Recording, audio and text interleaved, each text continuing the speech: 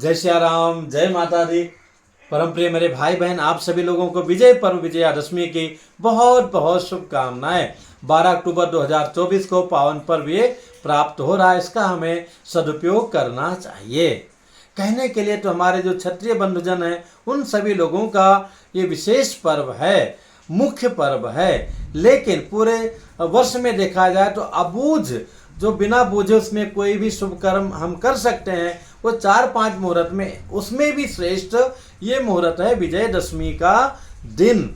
इस दिन हमें क्या क्या करना चाहिए, तो हमारे जो क्षत्रिय बंधुजन हैं अथवा जो सैनिक लोग हैं, क्षत्रियों जैसा कार्य करते हैं, वो सभी लोग अपने शस्त्रागार में शस्त्रों की पूजा करते हैं, गाड़ी वाहन इत्यादि की पूजा करते हैं।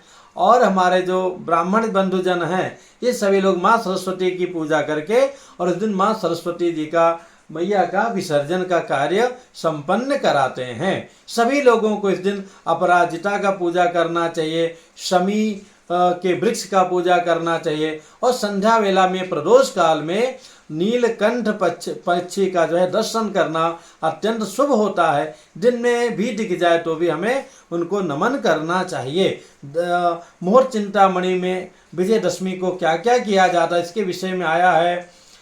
ईस्मा शासिता दशमी विजया शुभ कर्म सुसिद्ध करी कथिता, श्रवणक्षयुता नितराम शुभगा नृपतेस्तु गमे जय सिद्ध करी। यानी कि जो है श्रवण नक्षत्र युक्त हो, प्रदोष व्यापनी हो, जो कि इस बार प्राप्त हो रही है। प्रदोष मतलब संध्या वेला में भी दशमी प्राप्त हो रही है। और नवमी विद्या हो तो नवमी से विद्या भी है, तो ये दशमी अत्यंत महत्वपूर्ण हो जाती है।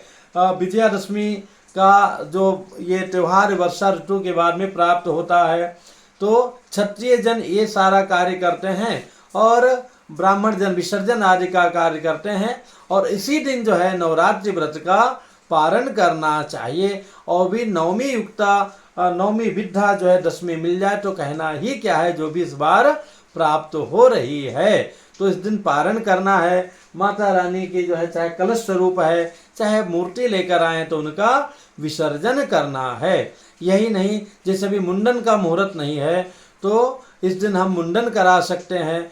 जो बहनों बेटियों को जो है संतान की प्राप्ति हुई है, तो अभी कई बार शुक्र के कारण, दिशाशूल होने के कारण और भी कई ग्रह नक्षत्र बलवान न होने के कारण नहीं यात्रा बन रहा हो, तो भी जो है दशहरे के दिन भगवान को प्रणाम करके यात्रा कर सकती हैं। यानी कि मल्टीपर्पज ये डे है। और जिनको अपना बिजनेस स्टार्टअप शुरुआत करना हो, कोई भी शुभ कार्य करना हो, इस दिन हमें निसंकोच बिना बूझे प्रारंभ कर देना चाहिए। वो भी समय अगर हम देखते हैं तो दिन के जो है 12:15 बजे से लेकर के आगे कहना ही क्या है, जैसा समय हो वैसा आप कर सकते हैं।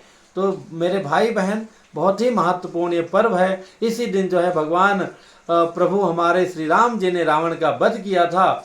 हमें वो पर्व तो मनाना ही है। हमारे अंदर जो बहुत सारे कामना रूपी रावण है, रावण के तो 10 सिर था, हमारी कामनाओं के पता नहीं कितने सिर हैं। ये गाड़ी हो जाए तो दूसरी गाड़ी भी हो जाए, तीसरी भी हो जाए, यहाँ घर है तो वहाँ भी हो जाए, पता नहीं। तो ये जो है हमारी अहंकार रूपी, कामना रूपी रावण का, जैसे एक अहंकार वाला सिर हो गया, एक कामना का हो गया, एक वासना का हो गया, और भी तमाम प्रकार के हैं। उन दोषों को भगवान के चरणों में नमस्ते नमस्कार करके मिटाने का प्रयत्न करना चाहिए। नित्य में लाइव आता हूँ रात में 10:30 बजे से लेकर के। अगर आपके मन में और भी कोई प्रश्न हो तो आप कीजिएगा, बताने का प्रयत्न करूँगा। एक बात और, हमारे महाराष्ट्र में बहुत अच्छी परंपरा है। इसी दिन जो है एक पत्ता होता है, सोन पत्ता बोलते हैं क्या, मुझे याद नहीं है, घर घर जा कर के देते हैं। तो वो भी प्रेम को हमारे बढ़ाने वाला होता है, जिससे हमारा परिवार, हमारा समाज एकजुट हो। वो सारे कार्य हमें अवश्य करना चाहिए। और हमें दूसरों से भी, जैसे मुस्लिम भाइयों से भी सीख लेना चाहिए, कैसे वो लोग एकजुट होकर के कश्मीर में, जहाँ पे मोदी जी ने इतना सारा कार्य किया, वहाँ उनको हरा दिया, करोड़ों रुपया दिया। जो लोग टैक्स भी ना के बराबर देते हैं, और हम लोग इतना देते हैं तो भी जय जय सियाराम, लेकिन उन लोगों ने कहा नहीं देना तो नहीं देना। ऐसे हमें भी होना चाहिए कि एकजुट होना चाहिए। कौन हमारा हितैषी है, कौन हमारा शत्रु है, ये हमें विवेचन करके उस हिसाब से तटस्थ होकर कार्य करना चाहिए। भावनाओं में अनावश्यक नहीं बहना चाहिए। प्रभु की मैया की कृपा बनी रहे।